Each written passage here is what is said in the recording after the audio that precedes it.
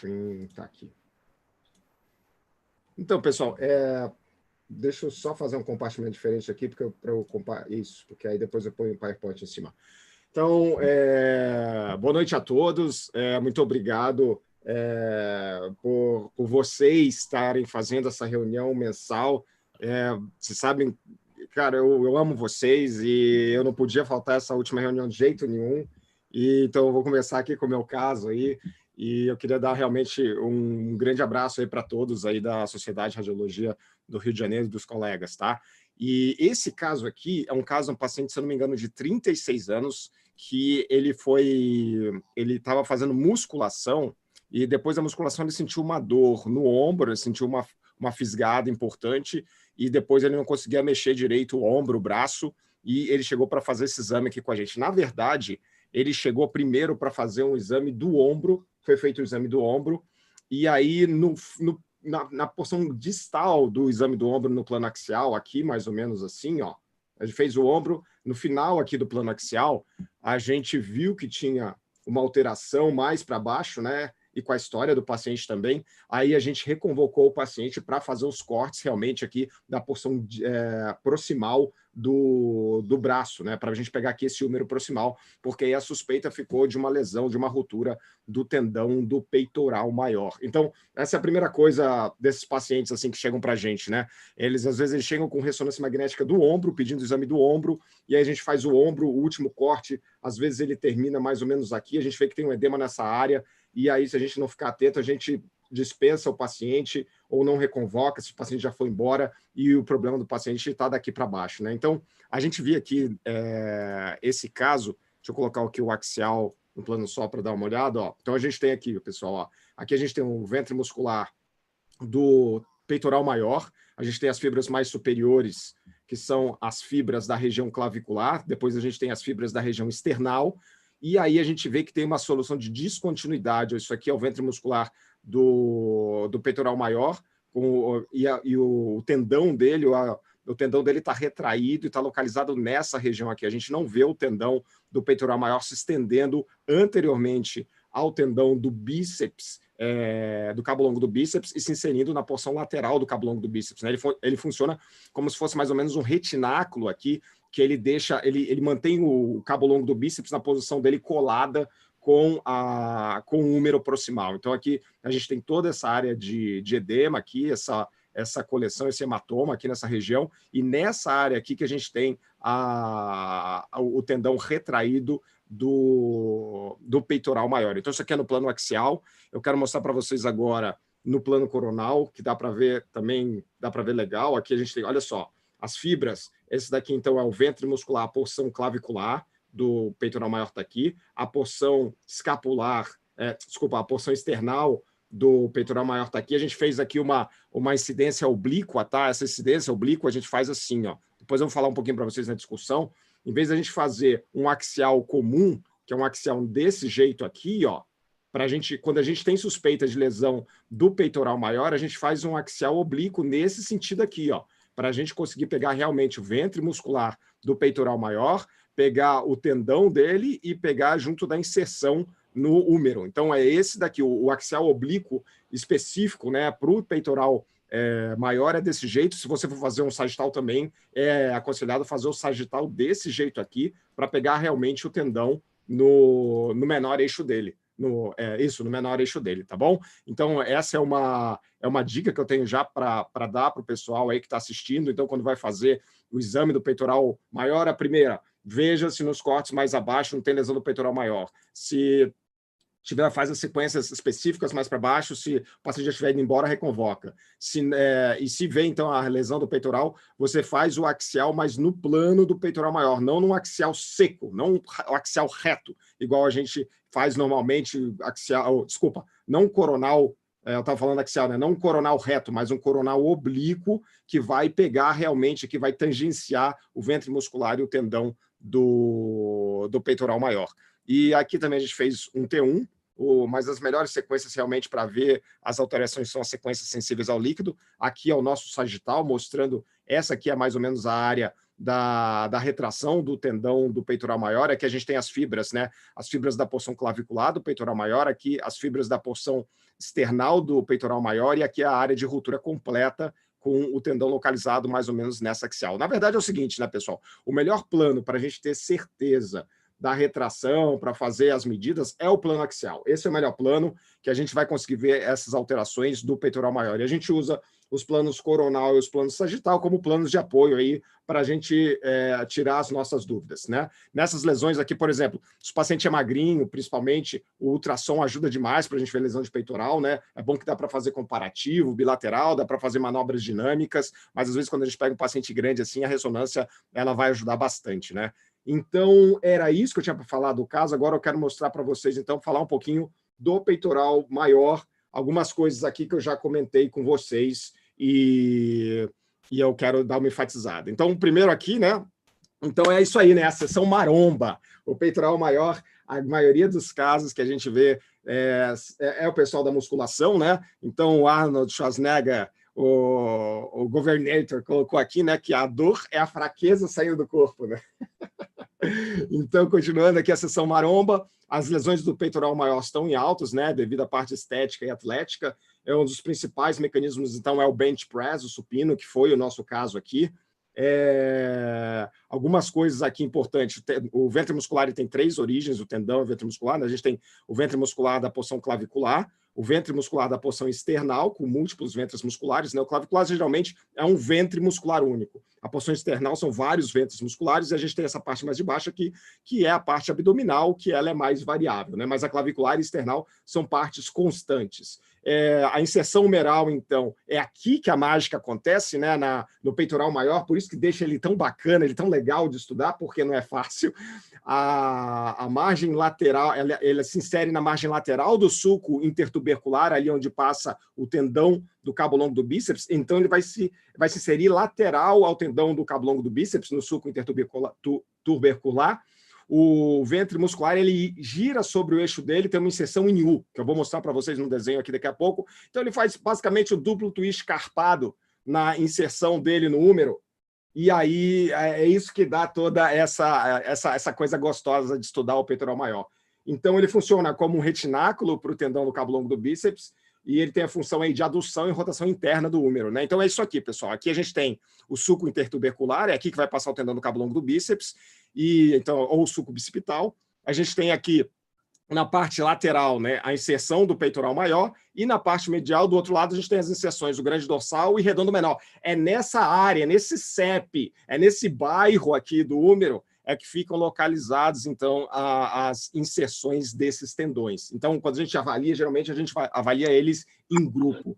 E essa área mede mais ou menos aí de uns 4 a 8 centímetros, dando um close aqui.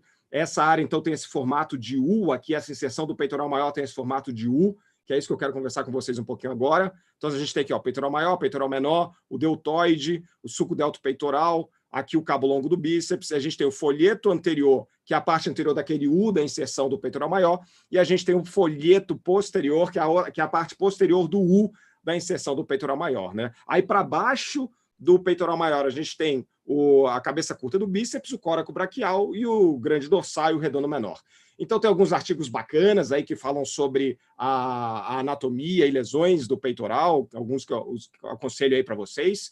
E aqui, pessoal, esse desenho aqui é muito bacana. Então, olha como é que funciona aqui a inserção do peitoral maior nesse aspecto de U aqui no húmero proximal. Então, a cabeça clavicular, ele se insere, ela faz parte do folheto anterior, na porção mais alta. Aí a gente vai para as cabeças externais. Aí as cabeças externais, ó, cabeça 1, cabeça 2, metade da terceira parte aqui, mais ou menos o terço médio, ela está fazendo a voltinha no U, e aí depois a parte 4, 5 e 6, as partes mais baixas do peitoral maior, elas vão fazer parte do folheto posterior. Então, a cabeça clavicular é um ventre único, mais resistente, porção superior do folheto anterior é a última parte que rompe do peitoral maior. O peitoral maior, geralmente, ele começa a ruptura dele do folheto posterior pro folheto anterior. Tá? Da porção superior do folheto posterior, vai para a porção inferior e depois vai para a porção superior do folheto anterior. É assim que é o padrão de ruptura, geralmente, do peitoral maior. E as cabeças externais, então, né, tem múltiplos ventres musculares, é a porção mais lesada, a porção inferior do folheto anterior e o folheto posterior, então, são as porções que formam aí as cabeças externais. Então, aqui, agora, eu resolvi deixar um pouco mais tranquilo e mais legal esse desenho, que agora eu coloquei cor nisso, né? Então, a gente tem a cabeça clavicular, a porção mais superior das cabeças externais, aí vai fazendo a voltinha e vai indo para trás. Aí a gente tem essa porção 4, que é mais inferior, a porção 5, que é mais inferior ainda, e repare que elas estão fazendo, ó, elas estão indo lá para trás, ó, para o folheto posterior, e olha a parte 6, ó, 6 e 7, vai lá para cima, já, junto com as fibras abdominais também, que a gente pode ter do peitoral maior. Então, a rotura ela começa de trás para frente, essas fibras posteriores, elas do folheto posterior, elas são mais lesadas, que são as fibras mais inferiores do peitoral maior. Então, falando um pouquinho disso aqui, a inserção meral funciona como um retináculo, né, para o tendão do cabo longo.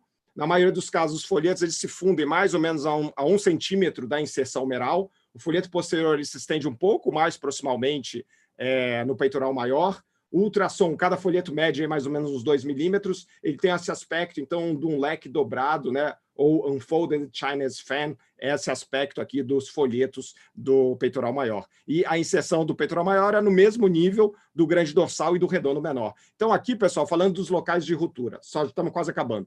A gente tem a rotura, ela pode ser muscular, pode ser no ventre muscular, pode ser na junção miotendínea, pode ser tendínea ou pode ser na inserção do tendão no osso. O negócio é o seguinte, quando a lesão ela é na origem muscular proximal ou ela é no ventre muscular, geralmente o tratamento é conservador. Mas quando chega aqui, junção miotendínea, a parte tendínea e a junção osso-tendão, aqui o tratamento é cirúrgico, é muito importante a gente formar isso aí o quanto antes para o cirurgião que pediu o exame, né? Então a cirurgia ela é melhor, tem melhor resultado se realizado precocemente, né? Então a primeira descrição foi um açougueiro levantando carne em 1822, tá? E hoje a principal causa é o bench press, supino, 50% dos casos, né? Então, devido à contração extrínseca, flexionando os braços e descendo, né? Aí que vai acontecer a maioria das lesões do peitoral maior, né? Impacto direto é uma causa menos comum, tal. Clinicamente, o paciente tem dor e fraqueza, edema e equimose, desaparecimento da prega axilar anterior. Então, conversando um pouco mais sobre essas lesões distais aqui, que é a parte cirúrgica, né? 59% geralmente acontecem na junção meral, que é mais ou menos na junção tendínea e osso-tendínea, e 24% na junção miotendínea. A cicatrização espontânea é difícil, pode haver avulsão óssea, tomar cuidado. Nos casos crônicos, mais de 100 semanas, pode haver adesão e fibrose, retração tendínea e atrofia muscular. O cirurgião ele vai precisar fazer uma maior incisão, pode precisar de enxerto, por isso que o cirurgião ele quer saber logo disso daí para fazer o tratamento o mais rápido possível, né? E vai ter uma piora da função muscular. Então, lembrando um diagnóstico diferencial quando você tem lesão avulsiva, né? É a tendinopatia calcária, que pode comprometer essa região também. Então, isso aí é descrito na literatura. Pode causar erosão da cortical e edema ósseo. Diagnóstico diferencial com ruptura tendínea e avulsão óssea, né? É raro e a história clínica é diferente. E então aqui, né, isso aqui é rapidinho só para mostrar o padrão de ruptura, né? Começa posterior, depois pega todo o folheto posterior, depois vai para o folheto anterior mais baixo e depois pega o folheto posterior e o folheto anterior. E aqui algumas marcas para vocês ficarem ligados. A junção miotendínea do peitoral maior, ela fica mais ou menos na região do sulco delto peitoral. Então isso aqui é um ponto anatômico bom para vocês acharem a junção miotendínea do peitoral maior. E na ruptura completa, vai ter a anteriorização do cabo longo do bíceps, vai ter um hematoma peritendíneo, né? Porque o bíceps ele não fica mais rebaixado por causa do tendão do peitoral maior, e principalmente nos casos de ruptura tendínea, é menos frequente na miotendínea, né? Que vai acontecer esse hematoma peritendíneo. Então, aqui, um outro artigo falando sobre essas alterações, bem legal esse artigo. E outro trabalho mostrando que a ressonância é melhor para lesões completas proximais na inserção óssea, diminuindo a sensibilidade e especificidade para as lesões miotendíneas e parciais, tá? E simuladores de ruptura completa, hematoma, retração tendínea, stripping periosteal, tem algumas coisas aí.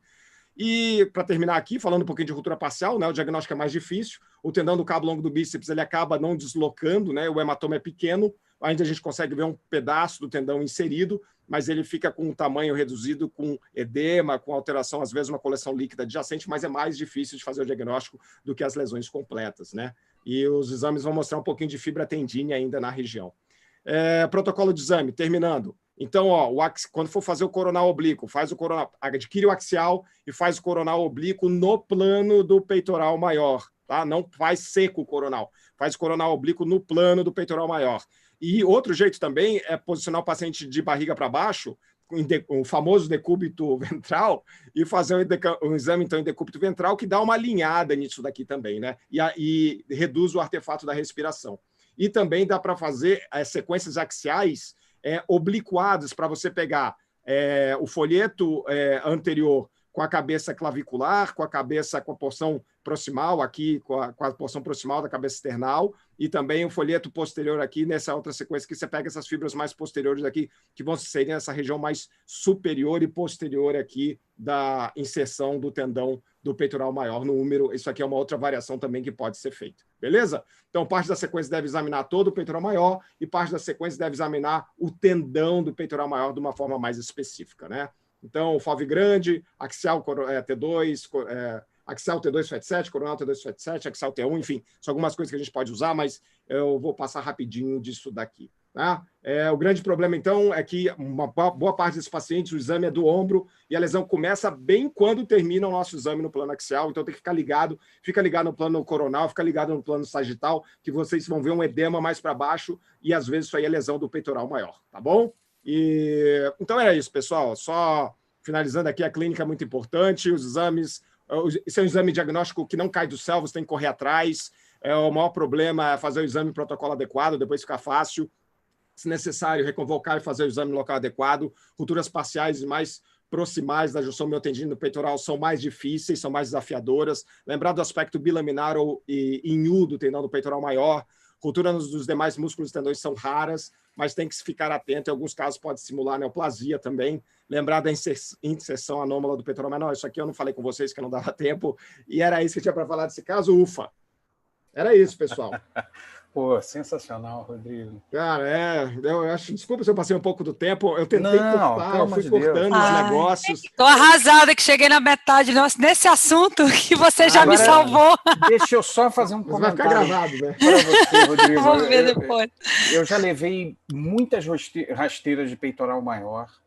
Eu não me lembro de um caso de peitoral maior onde a gente não tivesse tido que voltar com o doente para complementar o exame. Assim, infelizmente, acho que a grande maioria deles, assim, quando alguém teve essa sacada, sacou porque leu na história ou sacou porque viu um edema meio mal explicado no exame de ombro ali. E às vezes até na revisão, já tinha um edema meio mal explicado sendo descrito e aí o revisor pegou, não, mas peraí. E aí, só uma coisa, quer dizer, os casos que eu vi eram...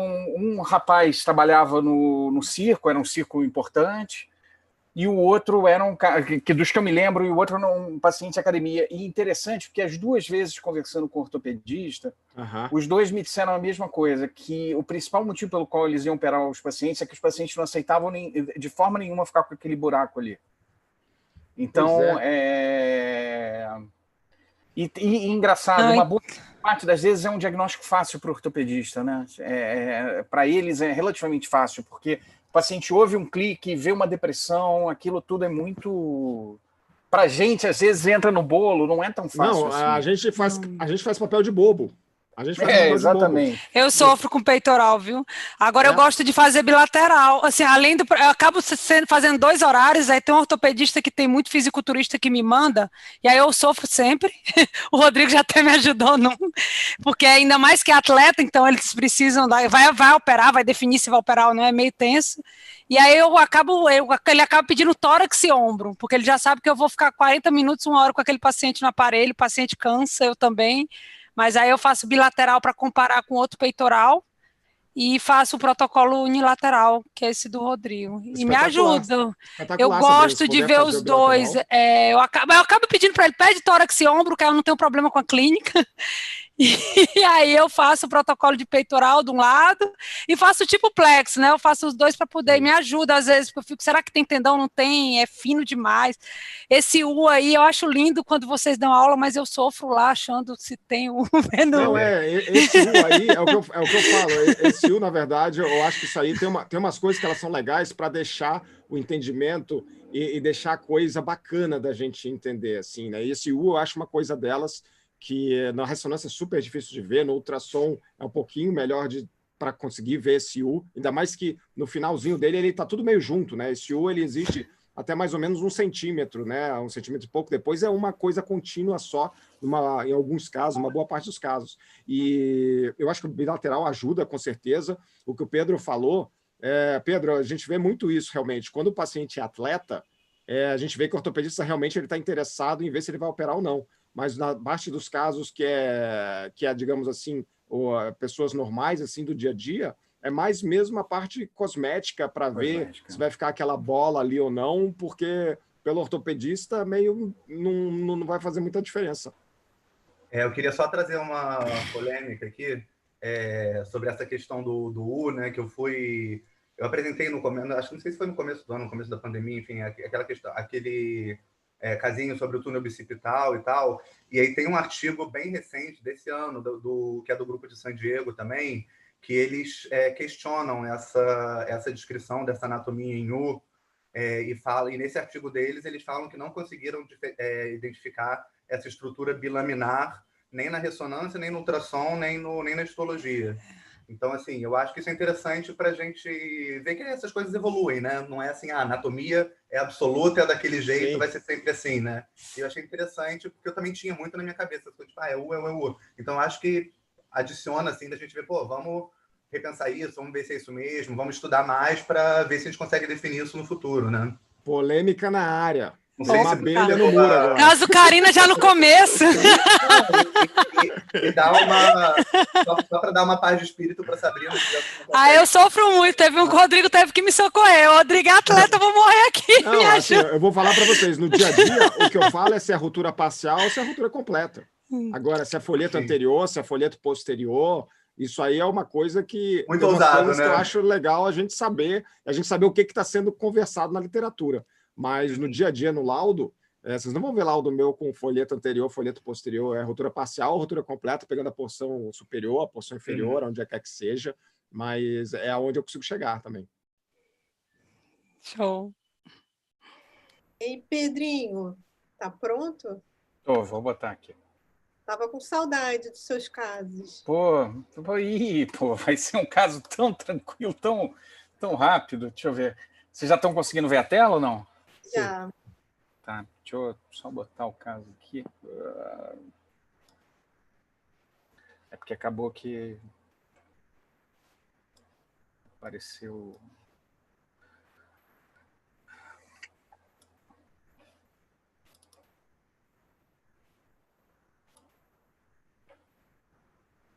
Paulo, se tiver esse artigo, aproveita e manda para nós aí no grupo.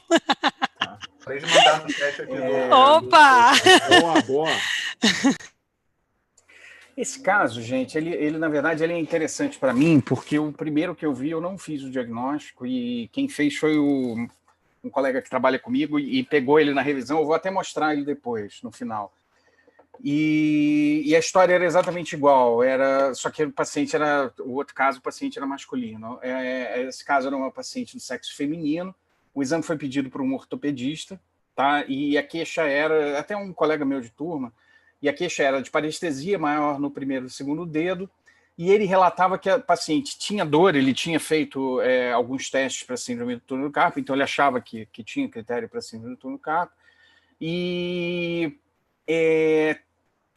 tanto na flexão do punho quanto na compressão local, tá? De atividade física, quer dizer, de profissão, a paciente era advogada, quer dizer, usava computador como uma pessoa normal e jogava tênis 2 vezes por semana e fazia musculação, quer dizer, era isso que eu tinha de dados de exame físico, né? A única coisa que eu achei interessante, quer dizer, que foi o motivo do colega pedir o exame para a gente, é que a dor foi de início súbito. E não, essa síndrome do túnel do carpo não começou aos poucos, ela começou subitamente, né? Então, ela fez uma ressonância de punho com um protocolo bem, assim, básico. Colocamos um marcadorzinho, achamos na hora que o exame estava começando que o retináculo estava abaulado, talvez o nervo mediano um pouquinho espessado com sinal elevado e uma outra estrutura adjacente a ele, aqui com um aspecto anelar, talvez um sinal elevado, talvez um discreto baixo sinal central. Quer dizer, mas o tempo todo tendo a impressão desse retináculo, do túnel do carpo, está um pouco, tem um termo em inglês, né, que é overcrowded, né, muito ocupado ali, né, por essa estrutura extra ali no meio da confusão. Então, nervo mediano, de novo, essa mesma imagem, talvez um discreto baixo sinal aqui, em T1, sempre em correspondência à área do marcador cutâneo, né?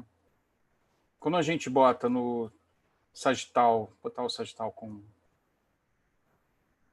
Opa! Que quando a gente injeta contraste, quer dizer, a gente consegue ver essa mesma estrutura com realce anelar, uma porção central sem opacificação, talvez um pouco de de realce pelo contraste adjacente ali ao nervo mediano, e essa mesma impressão do túnel do carpo ocupado além da conta, o retináculo um pouco abaulado e provavelmente o nervo mediano um pouquinho empurrado aqui, assim, para o lado, né? Quer dizer, isso no sagital está bem bonitinho de ver, né? Uma estrutura alongada com um realce periférico e uma porção central que não se opacifica pelo meio de contraste, né? Esse paciente tinha, então, uma artéria mediana persistente, que é uma coisa que a gente vê com bastante frequência, tem quase 15% dos pacientes têm isso, e essa paciente evoluiu com uma trombose da artéria mediana e uma síndrome do túnel do carpo aguda, tá? E o outro caso que eu vou mostrar logo depois, quer dizer, que é irmão gêmeo desse, a história foi exatamente a mesma, tá? Nesse caso eu já tinha sido mordido de cobra da primeira vez, então eu fiz o contraste, eu percebi o que estava acontecendo, assim, mas no primeiro isso não aconteceu e a gente não teve a oportunidade de fazer o contraste. O quadro clínico dela era bem típico, eu mesmo, quando fiz o exame, conversei com ela, ela tinha tipicamente essa dor de quando flete o punho, se você apertasse, na verdade, ela nem deixava muito encostar ali, tá? Aqui, desses artigos todos, mostrando a persistência da artéria mediana e os casos poucos de trombose que eu achei na literatura, esse artigo aqui é um artigo super legal, porque ele é um artigo de embriologia super curto, e ele mostra o padrão embrionário inicial, onde você tem uma grande artéria mediana, e depois o processo de involução dela, onde você passa a ter a radial e a ulnar, e uma artéria interóssea que não chega até o túnel do carpo, né? Aqui o esqueminha é uma imagem de dissecção mostrando a artéria braquial e depois a mediana, a artéria mediana persistente, né? Esse é o padrão normal, esse esqueminha de todos eles é o que eu acho mais assim, bem feito, que é o da RadSource. Eu, por sinal, gosto muito das coisas de lá, sempre para fazer uma busca rápida, né? Então, ele mostra basicamente o que seria aqui, desse lado, na ressonância, o padrão normal, né? As artérias radial e ulnar, e o nervo mediano sem nenhum vaso junto a ele, passando no túnel do carpo, junto com os tendões flexores superficiais e profundos, né? O flexor do polegar passaria junto também, compondo ali as estruturas do túnel do carpo, mas sem nenhum vasinho junto dele, né? Então, a presença dessa estrutura vascular adjacente, isso a gente vê o tempo todo, a artéria mediana, eu vejo que os colegas do ultrassom descrevem isso com muito mais cuidado do que eu descrevo na ressonância. Passei a descrever um pouco mais depois desses casos, porque eu sempre considerei um achado mais próximo a talvez um achado irrelevante, né? E atualmente eu já não penso tanto assim. E aí uma coisa interessante é que alguns artigos descrevem que só a existência da artéria mediana já pode produzir um overcrowding dentro do túnel do carpo, quer dizer, mais estruturas ocupando o túnel do carpo. Acho que foi até o Jair que me ensinou esse termo. Então, os artigos todos recomendam que se descreva, né? Que independente da presença de trombose ou não, se descreva. Esse é o caso da RadSource, né? Quer dizer, bem parecido com o nosso, o nervo mediano adjacente, nesse caso é o nervo mediano bífido, que é bastante comum quando tem a persistência da artéria mediana, ela aumentada de volume, edema e um pouco de realce em volta, né? Quer dizer, semelhante. No nosso caso, o que acontece é que a gente tem um nervo mediano não bífido empurrado para o canto, e aí quando acontece isso, a artéria trombosada, ela, em geral, está do lado ulnar, tá? Então, fora RadSource, de artigo legal mesmo, eu super recomendo que vocês deem uma olhada nesse artigo, que é um artigo turco, mas ele foi o que mostrou as imagens mais bacanas, né? Primeiro, o aspecto sempre muito parecido, né? Um discreto hipersinal em T1, um aspecto anelar, e quando faz o contraste, realce em volta e a falha de enchimento central. E aqui, é porque eu não estou conseguindo diminuir isso aqui. Tá aqui, mas ficou bem em cima do vaso, né? Bom, e aqui eles fazem um Doppler, que é a minha pena de não ter para esse caso, onde eles mostram a artéria mediana bem opacificada, com fluxo até aqui, e aqui o trombo ocupando a porção distal dela e fazendo essa ectasia. Achei essa imagem bonitinha. Eu não trabalho com ultrassom, então não tenho uma imagem semelhante, né? A incidência é de mais ou menos 11, 15% da artéria mediana, tá? A trombose, eu não consegui achar uma revisão de literatura grande que oferecesse uma estatística bacana para a gente pensar nessa trombose, mas me deixou entender que não é, de fato, algo frequente. Os quadros de síndrome do carpo, na maior parte das vezes, são agudos, diferentes da síndrome do carpo clássica, que, em geral, o paciente chega reclamando, na maior parte dos casos, de que é uma alteração já de algum tempo.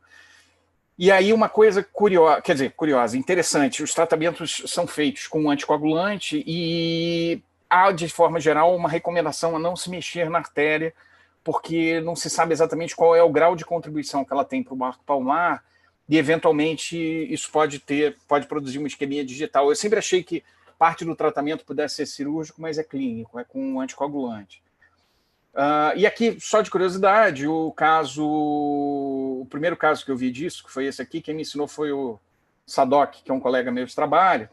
E quando eu vi essa imagem, enfim, estava naquele dia de pilha de exames e não estava muito atento, e não me dei conta de que, na verdade, não era um nervo mediano grande que eu estava vendo um nervo mediano empurrado por uma outra estrutura.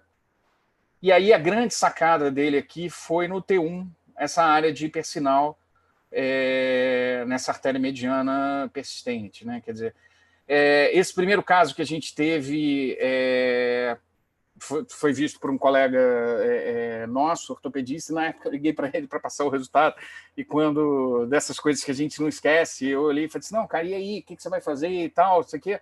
Ele falou, pô, cara, você falou artéria na sua impressão, esse caso já não é meu, eu vou mandar ele para outra pessoa agora.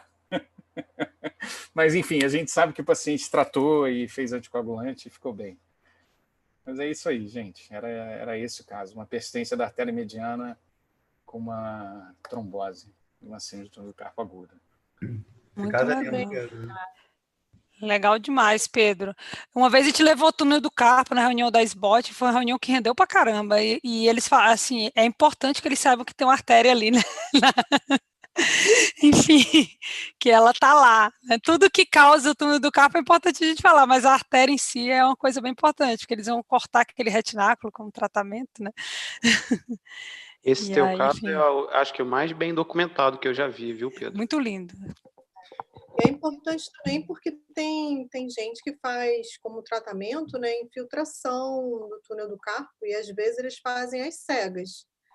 Não guiado por ultrassom, saber que tem uma artéria ali é bom pra caramba.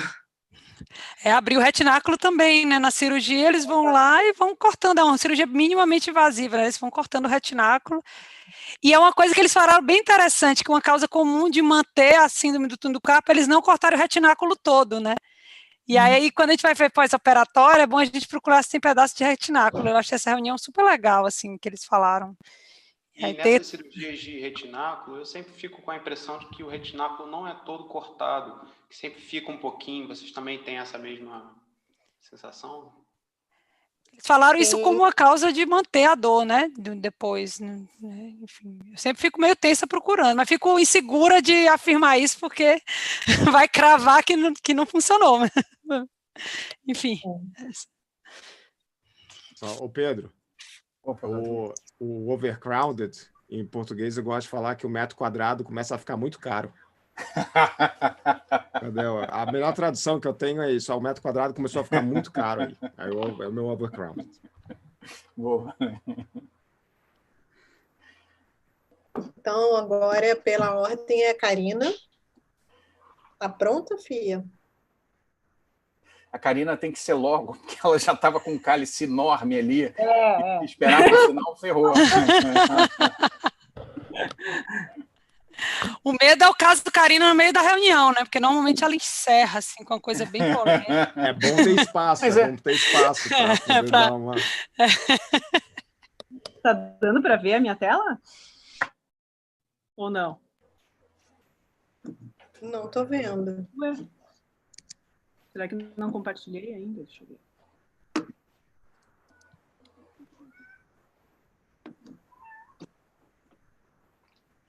Ué.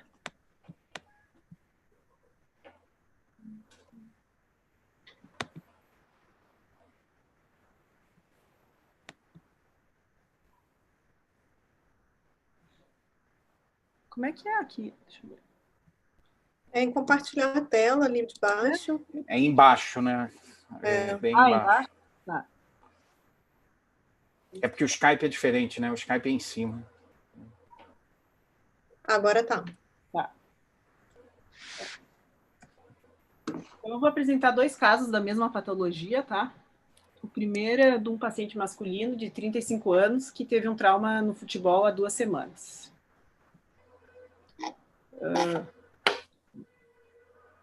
Então, o que a gente via era esse ligamento cruzado posterior bem irregular e com uma alteração de sinal, tá? Principalmente na porção distal.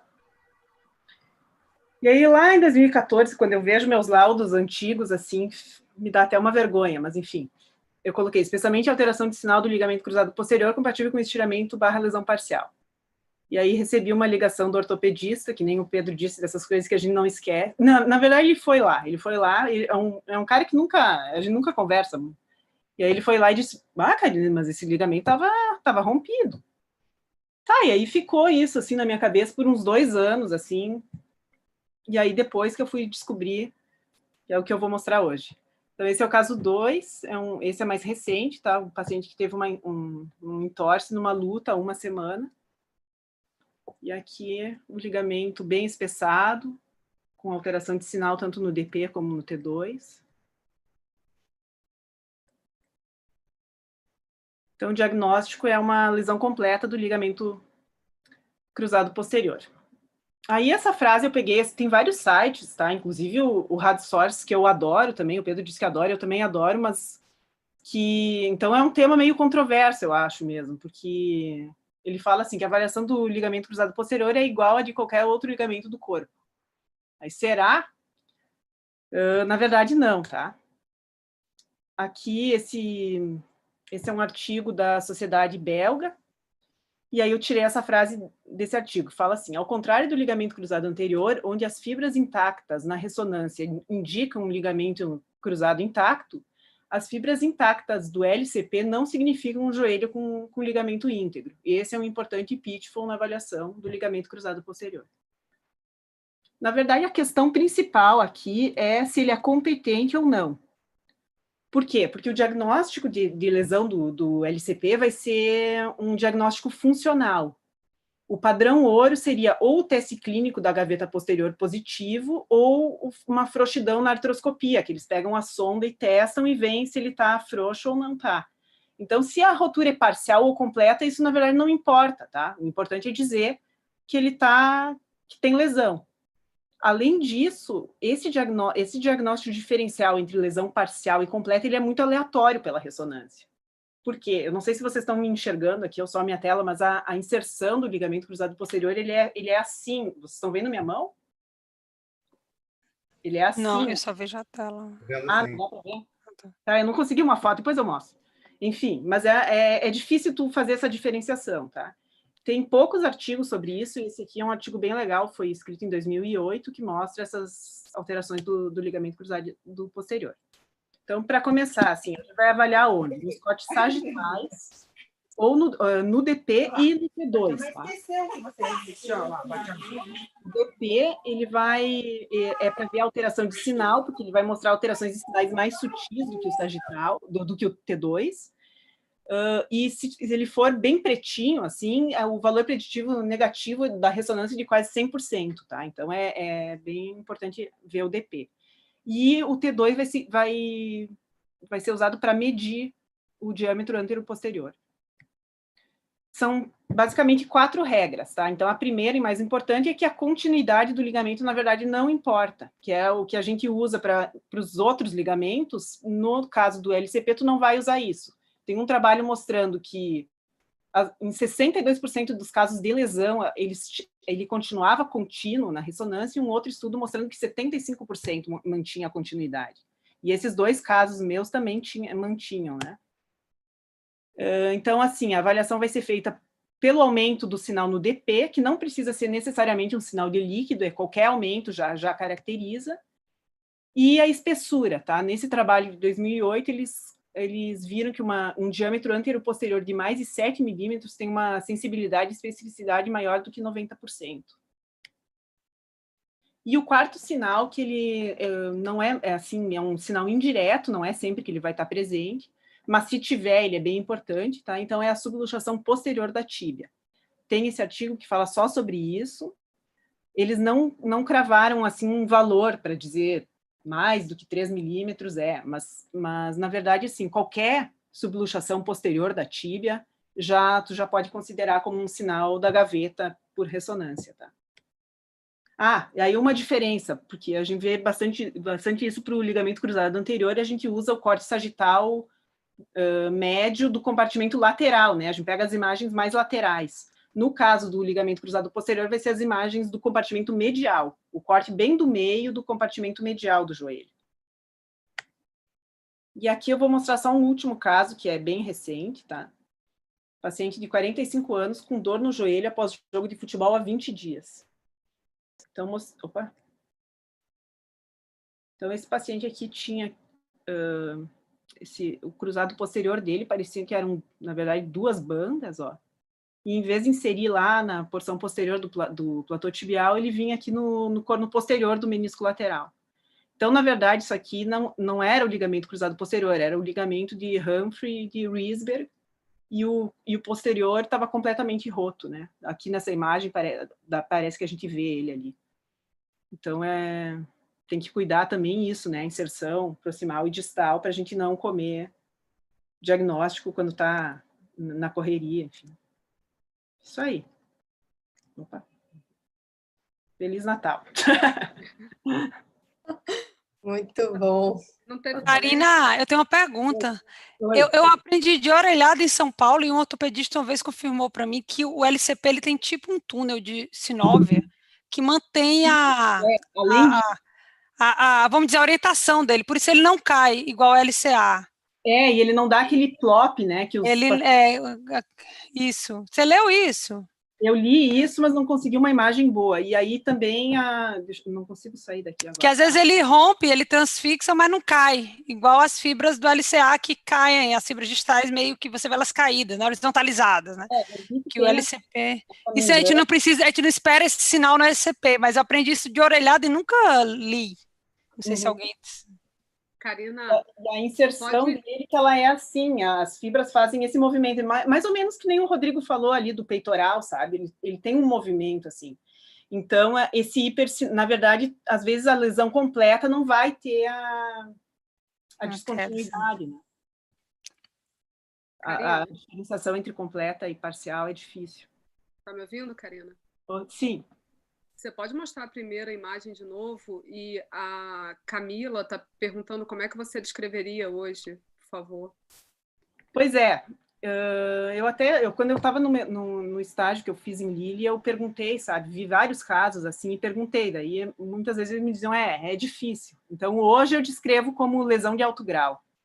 Que aí é uma lesão que vai ter que ser testada, né? Enfim, testada clinicamente ou então por artroscopia. E o que a gente vê nos artigos é que cada vez mais eles estão operando, porque não operavam tanto, né, o cruzado posterior, mas dizem que está dando no fim dá muita artrose do joelho, então está se operando mais, assim.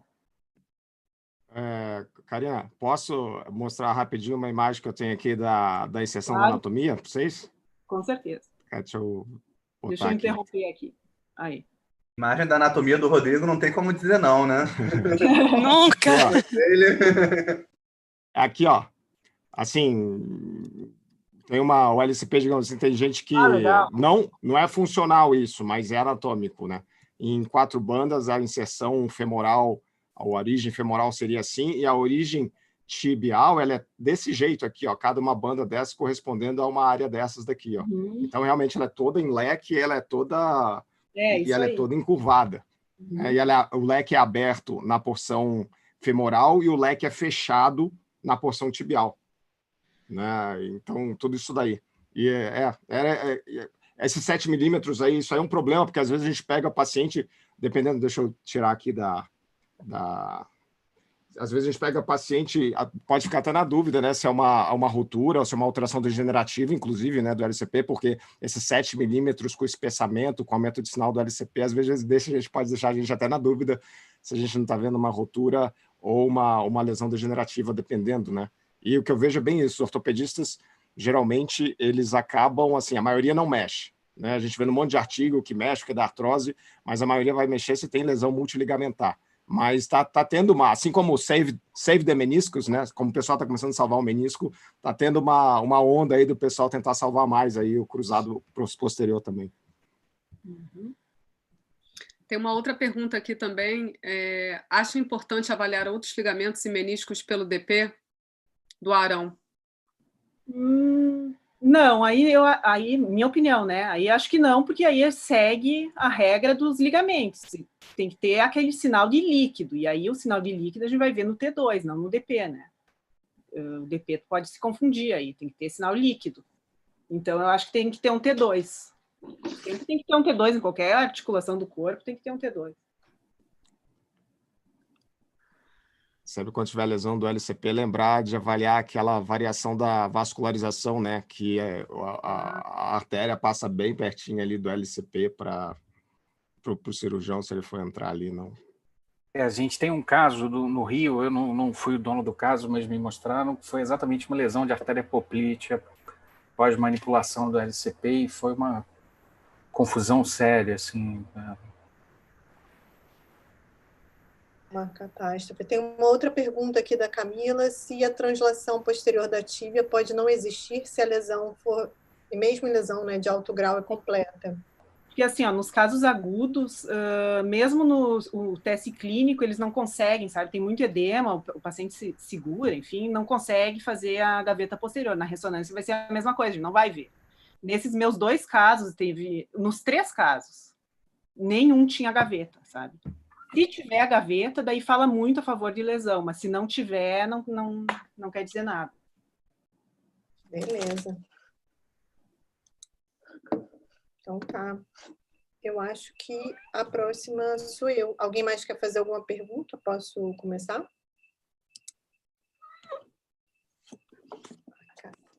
Tem um gato aí? Minha gata, quando eu começo a falar, ela fica meio louca. Então tá, eu vou compartilhar aqui. Gente, meu caso também é super simples, mas ele tem umas coisinhas diferentes. Vocês já estão vendo minha tela? Tá aparecendo aí para todo mundo? Sim. Sim? Então tá. Bom, então, esse primeiro caso que eu vou mostrar são 2 casos da mesma patologia, no mesmo lugar. Esse primeiro caso, quem me mandou foi o André Gomes. Ele falou que toda vez que vê cristal lembra de mim. Eu tenho ouvido muito isso, assim, fico bastante feliz porque eu gosto muito. Mas é um paciente de 60 anos, do sexo masculino, e a clínica dele era uma dor intensa na região glútea esquerda. E ele tinha feito, inclusive, uma ressonância da coluna lombar, que foi normal, e aí o segundo exame dele foi esse que o André me mandou, uma ressonância do quadril esquerdo. E aí o que a gente observa já nos cortes coronais em T1, né, esse aumento aqui de partes moles, né, na região trocantérica, com esse sinal baixo aqui na medular óssea do grande trocânter, né? Um sinal bem baixo, por sinal, né? Mais baixo até que o músculo. E nos cortes coronais em DP, a gente observa uma osteite aqui bastante exuberante, né? A irregularidade daqui da cortical óssea, uma distensão líquida da bursa trocantérica e essa imagem aqui, né, ovalada de baixo sinal, semelhante à calcificação, né? Então, na verdade, a gente vê que essa calcificação ela determina a irregularidade da cortical, né, aqui no grande trocânter, então provavelmente uma migração intraóssea, né, da calcificação, gerando essa osteite. Aí nos cortes axiais fica muito bonito aqui, né, para ver a distensão da bursa, né, com o espessamento parietal, a calcificação e a migração aqui desse foco cálcico com muita osteite, um quadro bem exuberante, no pós-contraste, a calcificação sem captação, né, osteite e a bursa. No raio-x, a gente vê aquele padrão bem típico, né, de hidroxiapatita, que costuma ser uma calcificação, que costuma ser mais bem definida, né, ovalada aqui junto do grande trocânter. Então, nesse caso, é uma periartropatia calcária, né, ou tendinopatia calcária, no caso, né, que seria do glúteo médio, mas ela tinha outros comemorativos, né, bem ilustrativos, que era essa migração intraóssea, com a osteite, né, importante, e a bursite trocantérica, um caso super típico, né, não muito comum nessa região, a migração intraóssea, quanto a gente vê no ombro, mas bem típico. Aí o segundo caso é um caso da Flávia, eu botei aqui em homenagem ao Francisco Negromonte, porque ele mostrou um caso bem parecido no joelho, uma ou duas reuniões atrás. Também 60 anos, mas do sexo feminino. A clínica era mesmo uma dor intensa na região glútea esquerda. Ela tinha 2 ressonâncias, uma de 2014 e uma de 2017, que ela fez porque teve uma mudança no padrão da dor. Então, essa aqui é a primeira ressonância de 2014. A gente via aqui no corte coronal T1 a calcificação, mas ela estava junto aqui das fibras do glúteo máximo, né? É uma coisa que a gente aprendeu, que eu aprendi no Fellow, o Abdala sempre falava que em exame de quadril, para a gente ter cuidado de ter pelo menos uma imagem que pegasse ali a linha áspera, né, para a gente ver a inserção do glúteo máximo, porque a gente pode perder se a gente faz o quadril muito pequenininho, né, com o FOV ali muito restrito para articulação. Mas aqui foi feito o coronal da bacia, a gente via a calcificação bonita. Aquilo que eu falei do plano axial, né? A gente vê aqui o glúteo mínimo, o glúteo médio, e esse aqui era o último corte do quadril. Então, temos que olhar todos os planos, né? E ver que no nosso exame de rotina ela pode não aparecer, mas aqui no coronal do quadril, ela aparecia aqui junto do glúteo máximo. Aí, em 2017, ela repetiu a ressonância, né, porque a dor mudou, ficou mais intensa, né, o padrão, e a gente via que ali a calcificação, a gente não conseguia mais ver, né, aquela imagem bem definida, via só essa coleção aqui, grande, né, com muito edema ao redor. No corte coronal, a gente via que tinha essas coleções aqui na região da bursa, mas com septação, né, várias coleçõezinhas com muito edema, e aquela calcificação ovalada, ela ficou mais mal definida, né? No plano axial, a gente via a distensão líquida da bursa, mas o que foi interessante é que a gente via que, aqui está a bursa, né? A gente via que outras coleções, né? Como aqui essa aqui do lado, né? Mais posteriormente, essa outra aqui também, com esses foquinhos aqui pretos, né? Que parecendo o nível cálcico. E aqui, essa outra, bem na linha áspera, essa calcificaçãozinha também, formando aquele aspecto de um nível, né? Como se fosse um nível líquido da calcificação, nesse estado mais liquefeito.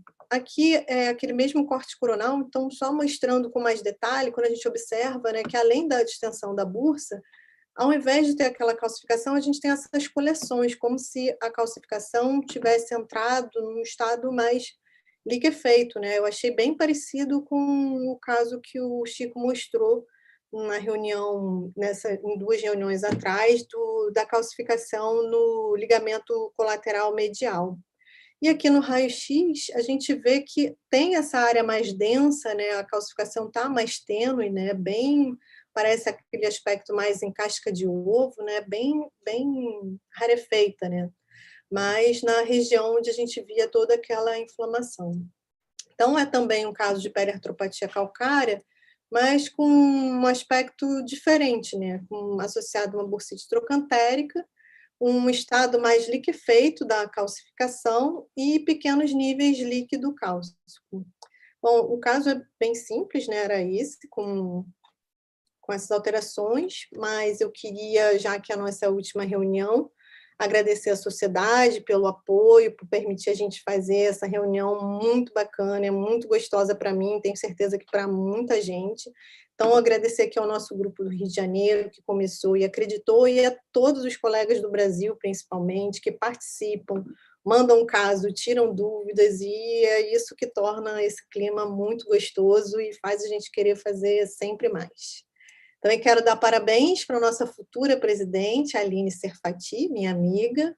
Eu acho que parabéns é para a gente que ganhou com isso. Com certeza vamos apresentar muitas coisas diferentes para ano que vem. A gente vai fazer uma pausa mês que vem, então beijão para todo mundo e até fevereiro. Acabou. Não vai ter sessão on the beach? Ah, podia, né? Obrigada, Sil. A reunião ainda do OCAD? Meio-dia? Pode escrever. Espera aí, vou falar de OCAD. Parabéns, eu estou sabendo agora. Parabéns. Obrigada. Muito bom. Ó, mas junto comigo estão todos vocês para me ajudar, tá? Tamo junto. Não sozinha, não. Silvana, obrigada aí pela homenagem. Chico, obrigada a você. Silvana, obrigado aí, né? Obrigado mesmo. Agora deixa eu dizer, viu? O segredo desses casos aí é mostrar primeiro o último caso. Não é? O último exame e perguntar o que é que vocês acham. É verdade. Mas não aparece aquele seu? Parece, é igualzinho. É igualzinho, cara. Eu lembrei muito de você. Muito bom. Viu, Sil? Essa questão da calcificação é interessante, né? Que a gente pensa na calcificação como uma pedra, né? E alguém uma vez falou para mim que a calcificação, às vezes, parece pasta de dente. Então, posso compartilhar aqui a minha tela, mostrar um vídeo que tem aqui na internet? Não? Mostra, por favor.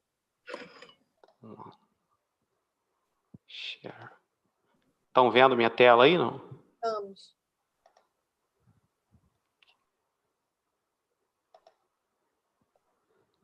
Isso aqui é a tendinopatia calcária na artroscopia. Olha como é que ela sai aqui.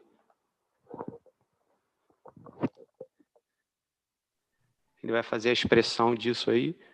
Parece aquele vídeo de cravo, assim, tirando um cravo. Exatamente.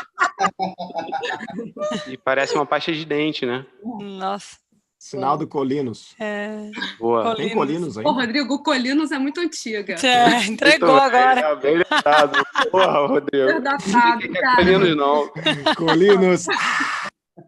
Essa eu não conheço não, hein, gente? Essa eu não conheço não. Viu o Paulo, que é o mais novo do grupo, não conhece. As melhores propagandas de pássaro era da Colinos. Parecia propaganda de cigarro. Muito maneiro o vídeo, Jair. Nunca tinha visto, não. Muito maneiro. Legal, Jair. O Abaeté colocou um vídeo assim também dele fazendo procedimento no Instagram dele. A barbotagem, né? Acho que é barbotagem. Não lembro. E para quer quebrar, né? A tendinopatia calcária. E dizem que o paciente te bate, cara, que dói demais, cara.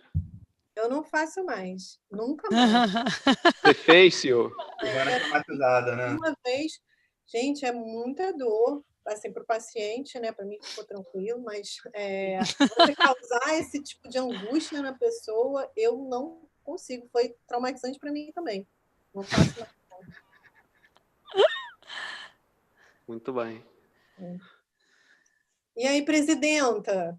E aí, meu povo, posso? Você, já pode anunciar? Já pode anunciar? Você. Pode, mas só tomo posse em dezembro. Agora estamos em dezembro, acho que é dia 16 só. Então ainda é dia aberto. 16, semana que vem. Tipo semana que vem. Olha só, eu queria ressaltar que vice-presidente e primeiro secretário são Pedro Dias e Silvana Mendonça, tá? Então, tá tudo em casa. Nossa, MSQ, adorei. Dominão, mas MSQ. Dominando. Ai. Então vou lá, vou compartilhar a tela, tá? Vocês estão vendo? Sim. Sim? Ok. Então, meu caso é uma paciente de 45 anos que chegou lá na clínica com uma história de lombalgia há 4 anos, e ela relatava também um aumento do volume da região lombar.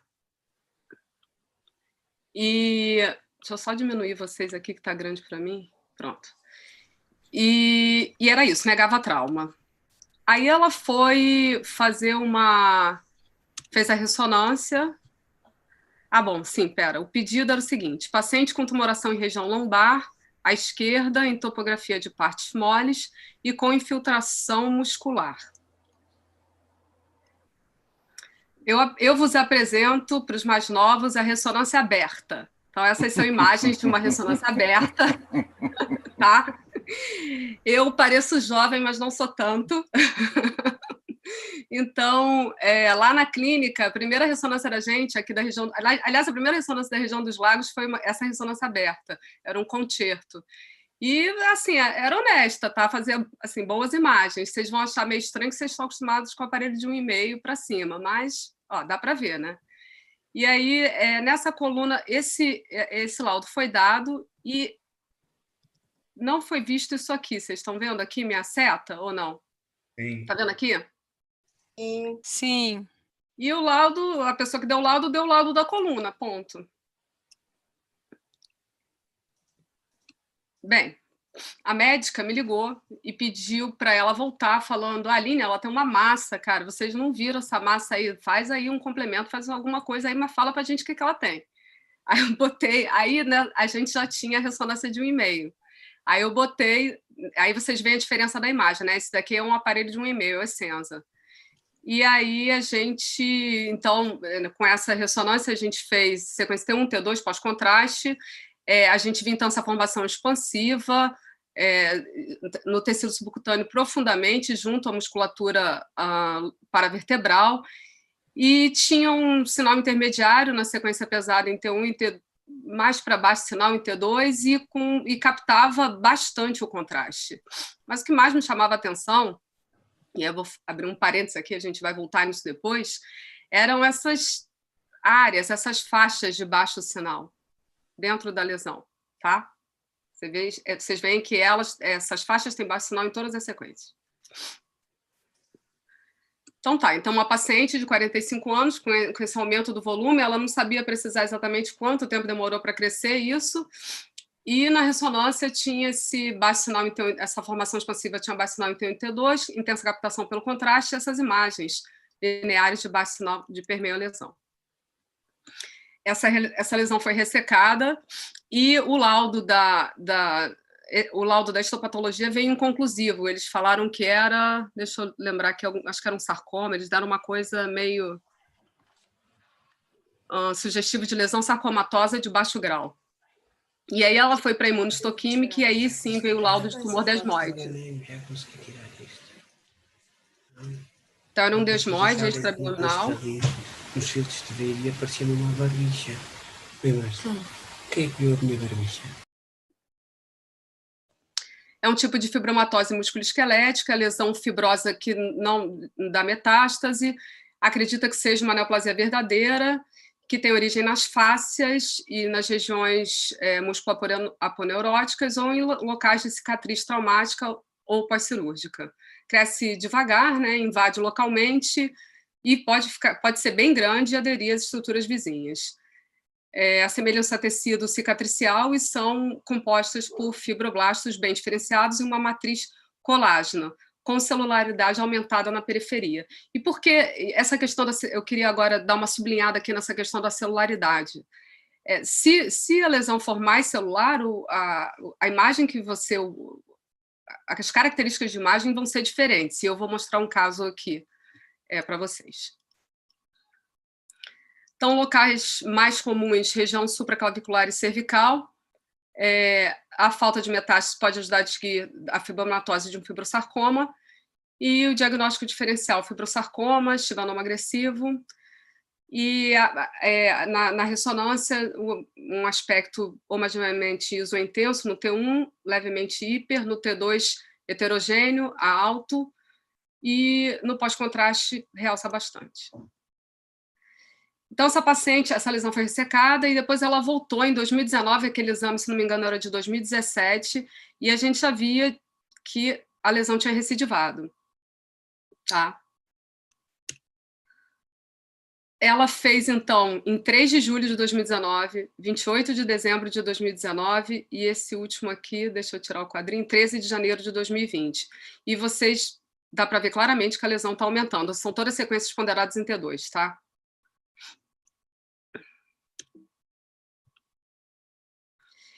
E aí eu queria mostrar aqui para vocês um caso que o Marcelo Bordalo colocou lá no Instagram dele, que era também de uma lesão similar, né? Botei aqui caso similar, e olha a aparência, né? Só que essa lesão, ela não tinha uma captação tão ávida pelo meio de contraste.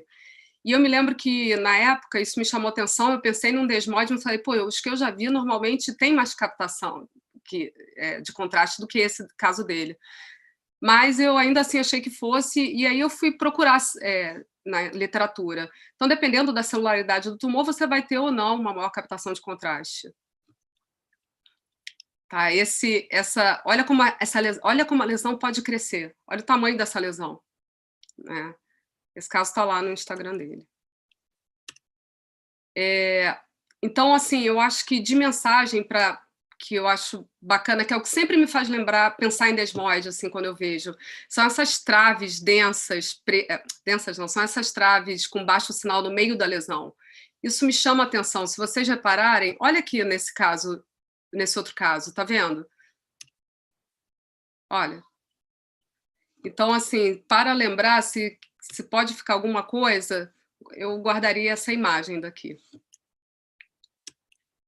E aí é isso, caso. Vamos à sessão, ao momento merchandise da sessão. Amanhã, galera, todo mundo lá, tá? Meio-dia. Todo mundo almoçando comigo amanhã, com Silvana, com Rodrigo, Karina, com a galera. Leva um sanduíche, fica de frente para o computador, para o celular, sei lá. Vai ser, eles já me mostraram os casos, né? Eu vi os casos estão super interessantes. Eu não vou dar spoiler, mas olha, por favor, vocês vão gostar. Muito legal o caso de cada um deles. E só fera, né, gente? E é isso, obrigada. Eu agradeço bastante. Deixa eu parar de compartilhar. Agradeço aqui bastante a oportunidade de estar aqui com vocês. Esse ano todo, para mim mudou minha vida, gente, essa coisa dessa sessão, porque primeiro que eu fiz uma opção de amigo legal, e aí eu ainda fiz uns melhores amigos legais também no meio dos amigos legais. Pô, ainda todo mês a gente vê caso, eu adoro, não vejo a hora da gente poder se ver realmente. Verdade. É isso. Aline, parabéns aí por você estar assumindo aí junto com a Sil, com o Pedro aí, esse ano aí, a direção aí, vai ser muito legal, com certeza vai ser absurdamente bom, e amanhã, na hora do almoço, vai ser a última vez da semana que eu vou comprar briga com a minha esposa. Não, depois é recesso. Eu vou falar que eu não vou poder almoçar junto, e eu já estou preparando alguma coisa. Você vai gostar, vai valer a pena. Mais medo da abelha ou da sua esposa, Rodrigo? Não, da minha esposa, com certeza. A abelha é fácil. Rodrigo faz igual eu faço. Põe o fone de ouvido e o celular e fica disfarçando, assim. Bota o celular de lado aqui, meu marido já me pegou assim. Eu vou falar que põe o celular de lado, fonezinho. Vou falar que eu tenho uma reunião com o apicultor, que ele está me dando umas dicas para a abelha não voltar. Não, gente, de verdade, eu vi os casos, estão muito legais mesmo, de verdade. Vocês vão gostar. Muito legal. Temos Sabrina, né, agora. Tenho eu. Simplão, meu caso, Rapidex, simplão mesmo. Pabum. Não, esse é bem... aí pelas mensagens de todo mundo, cara, eu também fico muito feliz, e é isso aí, cara. Ano que vem tem mais. Foi muito bom. Verdade, foi muito bom. Posso dividir, gente? Foi? Tudo bem? Estão me ouvindo? Sim. Vamos ver. Gente, aproveitando o momento, essa emotion, eu quero dizer que eu fico muito feliz de estar nesse grupo. Eu me sinto muito à vontade e acho que todo mundo sente isso, e isso é muito bom, porque a gente não tem que fingir que sabe tudo aqui, porque afinal ninguém sabe mesmo. Então, estou muito feliz com esse pessoal que está assumindo. Parabéns para o atual presidente, que eu acho que ele deu uma sacudida na sociedade do Rio mesmo. Sem dúvida. Esse ano foi um ano divisor de águas, eu acho, para a sociedade, porque até então era muito mais vinculada à SBOT do que à radiologia, em termos de participar das coisas, sei lá, pela proximidade que eu tinha. E estou muito feliz aqui, muito feliz mesmo. Só vem coisa boa aí, a gente só acrescenta, né? Então tá bom. Estão me ouvindo, né? Sim.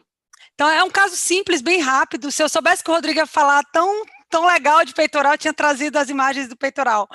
Porque eu tenho alguns casos, eu sofro, ele já até me socorreu em um, e normalmente quando são lutadores profissionais a pressão ainda é maior, porque vai operar, não vai operar, né, então muda muita conduta aí para eles renderem. E esse é um caso de peitoral, mas eu não trouxe com essa intenção, então não trouxe as imagens como foram feitas para o peitoral. É um lutador profissional de 29 anos, com suspeita de lesão do peitoral maior. E foi feito o exame para o peitoral maior, estou tentando passar. Aqui só trouxe as imagens bem rápidas, um coronal T1 e um STI, a gente vê que tem uma lesão parcial da transição miotendínea, enfim, descrevi a lesão, mas o que me chamou a atenção era essa formação cística, a formação com hipersinal, né, que permeava as fibras do deltoide.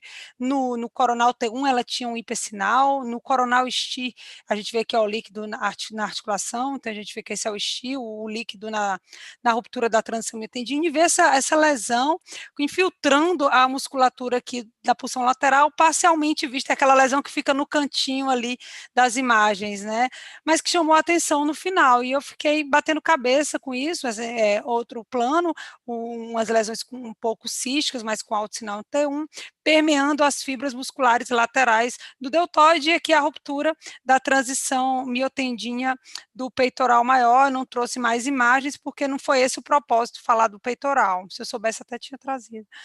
E aqui o axial T1 nem está no nível da lesão do peitoral, querendo mostrar mesmo essa lesão no deltoide, que você vê que ela tem um hipersinal, ela permeia as fibras, se você for mais cuidadoso, você vai ver que ela vai chegar aqui até a porção lateral da pele.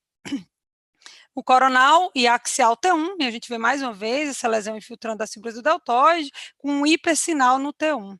Eu fiquei batendo cabeça se seria uma lesão vascular, qual seria a etiologia, e no final a gente fechou com um pseudotumor muscular do deltoide, né? O que acontece? Esses pacientes fisiculturistas, lutadores, eles usam muito anabolizante, e uma das vias intramusculares para se usar um anabolizante é o deltoide. O glúteo e o deltoide são os mais comuns. E o anabolizante ele vem no composto oleoso, por isso o hipersinal no T1.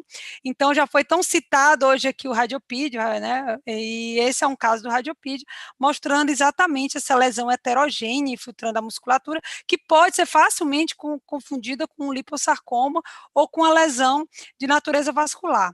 E só tinha por incrível que pareça, eu achei que era uma coisa que todo mundo já deve ter visto, porque, enfim, tem muito lutador, tem muita gente que cultua o corpo no Rio, apesar de eu nunca ter visto essa lesão, e só, pasmem, só achei um artigo na literatura, que é exatamente esse artigo belga, né, falando sobre esse pseudotumor bilateral nos fisiculturistas, né, do deltoide, que exatamente ele acontece por infusão do esteroide aqui na musculatura do deltoide, formando essas lesões, e pode, inclusive, levar à necrose. Esse caso era bilateral e a lesão foi mais significativa, o paciente teve que ser drenado, porque pode infectar. Então, esse pseudotumor no deltoide, ele se deve à infusão dos anabolizantes, né, que são derivados da testosterona, né, e são usados para ganhar massa muscular. Os anabolizantes podem ser tomados via oral, mas também intramuscular. E essa injeção intramuscular pode causar complicações, como a infecção, abscesso, ou alterações até crônicas. De tanta infusão de medicação, eles podem lipossubstituir aquela musculatura local ali. E pode mimetizar sarcoma e lipossarcoma. O local mais comum da gente ver isso é no deltoide e nos glúteos, e pode determinar uma reação inflamatória tipo corpo estranho, aquele esteroide. Lembrando que ele é meio misturado a um componente oleoso, daí aquele hipersinal lá no T1. E além da inflamação, pode ter necrose e fibrose, que era o histopatológico desse caso do artigo. Então, a TC e a ressonância vão ver áreas com componente que parece gordura mesmo, que é o componente oleoso, que é infundido ali dentro do ventre muscular. E podem formar, inclusive, um nível líquido, ou ter sangramento, e a gente vê componentes de hemocidarina que pode confundir a gente mais ainda para pensar num sarcoma, lipossarcoma, enfim. E a conclusão desse artigo, que é interessante a gente lembrar, é que a presença de uma lesão contendo gordura, né, esse sinal alto no T1, no ventre muscular do deltoide, em fisiculturistas, lutadores, ou essas pessoas que utilizam, tem histórico de usar anabolizante, ela é muito mais sugestiva de uma complicação local da injeção intramuscular de esteroide do que um tumor propriamente dito, que foi esse casinho. Pronto. Excelente. Sabrina, você sabe que o caso que eu tive igual ao seu, a dificuldade foi que o paciente me contasse que ele injetava alguma coisa ali? Não, ô Pedro, um amigo meu me disse que essa injeção do deltoide, essa injeção inclusive dói bastante, e um amigo meu me disse que é feito mais ou menos assim, ó. Não, eu posso fazer a piada que eu sou magrinho e tal, não tem nada, né? Então... Um amigo meu me disse. Eu peguei num cara bem e aí eu peguei no ultrassom. E aí eu falei, meu Deus, o que é isso? Aí vi, eu falei, tive essa sacação, mas o cara era bem magrinho, assim, tipo você. Aí Opa! Agora foi. Já tá todo mundo sabendo. Agora foi, já era. Ainda consigo levantar o braço, assim. Esse amigo pode ser você. Bem, o Arthur Duarte queria comentar alguma coisa. Ele me mandou aqui uma mensagem no privado. Tá por aí, Arthur? O Arthur é português. O Arthur, é meu best friend de Instagram, ele. Adoro ele. Ele é que é o Tutu, ele tem um apelido, não tem? Tuca. Boa noite a todos. Boa noite. É um prazer estar aqui são quase meia-noite, mas já está tudo a dormir. Vocês estão aí todos cheios de vida e eu estou aqui quase a dormir, mas pronto. Vocês vão aproveitar agora que vai terminar o ano para agradecer-vos a todos. Tem sido espetacular e tem sido tão espetacular que se vocês permitirem eu vou partilhar aqui uma coisa que fiz. Não sei se conseguem ver, desculpa lá que isto ainda estou a começar, não sou como o grande Rodrigão que domina isto, mas há de estar aqui, eu vou tentar ver se consigo partilhar a tela, aqui não sei se estou a ver alguma coisa, ok, está aqui. Eu agora... partilhar, está aqui, compartilhar tela, ok. Estão a ver? Sim. Pronto, o que é que eu fiz? Eu fui atrás um bocadinho de vocês, e então criei uma espécie de gym português, e esta semana foi a primeira reunião. Consegui, em termos de Portugal, eu saí, nós temos, não sei como é que é o vosso sistema público-privado, desculpem a minha ignorância, mas eu sempre trabalhei no público até há cerca de 2 anos e então agora o privado está a atacar em força e abriu uma equipa nova de musculoesquelética e convidou-me para participar.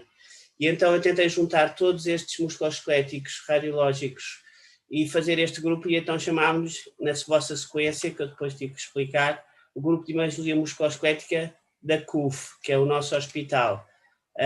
E vamos tentar fazer uma coisa assim semelhante, claro que não no vosso nível, mas devemos lá chegar se Deus quiser, uma reunião todos os meses e objetivos muito semelhantes, porque vocês temos aprendido muito com as vossas partilhas e era o que diziam há pouco, eu acho que à medida que vamos ficando mais velhos perdemos aquele medo de perguntar, quando estamos nos internos, com internos você dá eu às vezes tento falar brasileiro, sai mal, mas desculpem. Mas quando tentamos perguntar se é interno, estamos queimados, porque ficamos logo, este gajo não percebe nada disto. Agora, como somos mais velhos, já ninguém nos liga, então já podemos perguntar tudo. E agora, finalmente, eu acho que estamos a começar a aprender algumas coisas. E então vamos criar, éramos 27, tivemos presentes 15, o que já foi muito bom, e ficámos pelas apresentações. Mas todos os dias também temos muitos casos, neste momento estamos mais por WhatsApp. Isto ontem consistiu um bocadinho a apresentar o grupo, o que é que cada um fazia, e a ideia era esta, vocês já viram o documentário do Michael Jordan, claro. Era que só a equipa é que nós ganhamos campeonatos. Nós podemos ser muito bons individualmente, mas a equipa, como vocês estão a fazer, e é um exemplo para todos, realmente acho que funciona muito bem. E portanto, foi aí a nossa lógica do grupo, um bocadinho é egoísmo, claro, porque nós queremos ser melhores, e partilhar casos, artigos, cursos, protocolos, e melhorar sobretudo a comunicação. Nós, uma grande pecha que temos em Portugal, não sei se vocês funcionam aí, é que nós trabalhamos no público e depois íamos fazer uns exames ao privado. E então era quase como encher chouriços. Íamos lá fazer uns exames e depois voltávamos. E não comunicávamos, não tínhamos o feedback, então não podíamos melhorar. E agora é isso que estamos a trabalhar com os ortopedistas, como o Rodrigo sempre faz, aquelas aulas maravilhosas com o ortopedista a dizer o que é que faz, tipo técnica, para não darmos grandes barracas. Claro, porque em último lugar está o doente, não é? E então formámos a seleção de Portugal, somos 27, e vamos qualquer dia jogar contra vocês aí no Rio ou cá em Lisboa. Tem que arranjar um time de joia e jantamos todos cá em casa. Isto foi a primeira reunião. Claro que depois os problemas que surgem, eu tinha posto só aqui um filmezinho, o principal problema que surge a todos nós é o tempo. O tempo para fazer estas coisas, porque eu perguntei uma vez ao Rodrigo como é que ele conseguia fazer aquelas aulas maravilhosas e ao mesmo tempo relatar exames. Eu não sei qual foi a resposta dele, mas eu não consigo, não tenho essa... Além disso, eu tenho só 5 filhos cá em casa que também dão um bocado de trabalho. Além de uma mulher, claro, que isso ainda é mais complicado. Mas o tempo é o nosso principal problema, mas começámos assim, vamos começar na próxima reunião, vamos discutir um artigo saiu agora sobre o novo padrão das lesões musculares, e vamos por aqui fora, mas estamos muito, muito agradecidos ao vosso trabalho, estamos a muito grande distância horária, mas é as coisas mais da pandemia, juntou-nos muito mais, facilitou muito mais trocar ideias. Por exemplo, só hoje para vocês verem, eu faço muito também desporto. Apareceu-me lá este desportista, uma coisa que eu nunca tinha visto na ressonância. Ele vinha por uma dor na perna, uma suspeita de ruptura. E quando eu faço-lhe a ressonância, é um 2 em 1, como nós dizemos em Portugal. Você compra um e leva 2. Então, ele tinha uma ruptura nesta zona, a nível de gêmeo, e depois, se fôssemos cá para baixo, tinha uma outra ruptura a nível do solhar. Portanto, uma coisa que eu nunca tinha visto, um 2 em 1 aqui, espetacular. Mas, portanto, nós também temos muitos casos. Qualquer dia fazemos uma reunião conjunta, não sei, vou deixar de participar, ok? Mas só para saber que, desculpem eu dar aqui um ênfase ao Rodrigo, foi ele que me iniciou aqui com vocês, e sobretudo a vossa mente aberta, não há cá complicações, às vezes os radiologistas são muito complicados. Eu tinha um professor, eu fiz um fellow não, 3 meses em Los Angeles com a Liane Seeger, e foi muito bom, foi onde eu aprendi alguma coisa, porque no meu internato eu tinha um mais velho que eu dizia, isto será um sarcoma, não será? E ele dizia, pode ser. Não, mas aqui o contorno é bem definido, se calhar isto é benigno, pode ser. Então ficou o pode ser, podia ser tudo, e então agora vocês assumem muito bem, nós estamos a aprender todos muito, portanto só a agradecer sempre o vosso espírito. Eu, se Deus quisesse, estaria aí a essa hora no Rio agora, a fazer anos de casado, mas o vírus, mais uma vez, fintou-nos e tivemos que fazer cá em casa, também foi giro. Também tenho o problema do Rodrigo explicar como é que eu às 11h30 estou aqui em frente a um monitor e não estou a chorar, mas muito bom a todos. Sabrina, muito gira no Insta, sempre ali a partir a louça toda.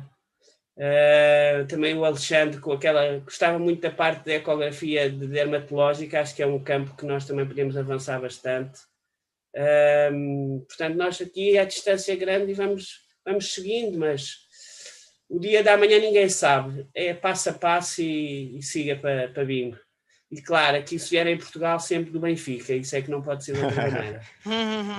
Obrigado a todos. Desculpem lá ocupar-vos este tempo. Prazer. Valeu, Arthur. Só vi todo mundo com um sorrisão aqui super aberto, todo mundo muito feliz de ser essa influência positiva, né, gente? Show de bola. Oh. Ouviu, presidente? Missão para o ano que vem, reunião conjunta. Está anotado. É verdade. Reunião Brasil-Portugal ano que vem, hein? Mais uma. Ó, o Vasco, vamos botar o Vasco no meio, então. Né? Já tem dois aí. Cá em casa podem ficar 5, mas mais já não dá. Obrigado a todos. Obrigada, Arthur. Valeu, Arthur. Uma ideia Obrigado. expandida do mundo inteiro, então, né? Tá vendo, né? Tá chique o negócio. Tem uma sugestão, cara, é o mais querido do Brasil mesmo. É a nossa embaixadora aqui do músculo. Galera, eu só quero ficar com vocês, viu? Eu só quero fazer parte do grupo. É isso que eu gosto, é isso que... sei lá, é o que eu gosto de ficar com vocês. Que bom, a gente gosta também quando você fica. Obrigado. Olha só, tem uma sugestão aqui da Tati que eu gosto. Vamos ver se todo mundo gosta. Vamos tirar uma foto de despedida de final de ano. Boa! E eu espero que ano que vem essa foto seja presencial, mas enquanto não é, a gente vai tirando um pouquinho, né? Mas a gente tem que manter também, né, ali no formato online. Sim, com certeza. Muito bom. Eu acho que é aquilo, né, que a gente fala. Eu acho que o modelo híbrido, então, sei lá, uma no final do ano presencial, mas o modelo online é muito bom porque pega o Brasil todo. Isso é muito legal. Todo mundo tem oportunidade de assistir. E fora, né? Agora vamos para a Espanha? Alguém do Japão aí? Já é de manhã, tá tudo bom. Não é mole, difícil é aqui meia-noite. Então vamos lá? Posso tirar? Pode. Todo mundo rindo. Vou tirar mais uma. Just in case. Vamos lá. Todo mundo sorrindo. Pronto, eu vou compartilhar no Instagram. Todo mundo pega lá, se quiser, pode ser? Beleza. Claro. Tchau, pessoal. Foi maravilhoso. Falou, um beijo para bom, vocês. gente. Tchau. Obrigado pela live. Valeu, pessoal. Ótimo final de ano aí para vocês. Boa aí, noite, tudo de boa bom noite. aí. Sabrina. Poxa, ótimo final de ano. Tchau, tchau. Chico, Marcelo, um beijo.